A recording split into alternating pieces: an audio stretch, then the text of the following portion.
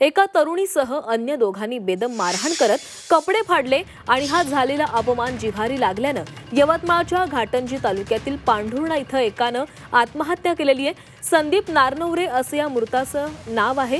संदीपच्या भावानं मारहाण करणाऱ्यांच्या तावडीतून त्याची सुटका केली आणि त्यानंतर घरी परतल्यावर आपला अपमान झाला असं सांगत संदीपनं एका शेतात जाऊन विषारी औषध प्राशन करून आत्महत्या केलेली आहे। या प्रकरणी पोलिसांनी तरुणीसह दोघांविरुद्ध गुन्हा दाखल केला आहे। संदीप नारनवरे यांच्यासोबत किरकोळ कारणावरून 3 लोकांचा विवाद झाला आणि एक स्त्री आणि 2 पुरुष अशा एकूण 3 आरोपींनी त्यांना घाटंजी येथे मारहाण केली। त्या मारहाणीचा त्रास होऊन त्यांनी त्यांच्या शेतात जाऊन विष प्राशन करून आत्महत्या केलेली आहे।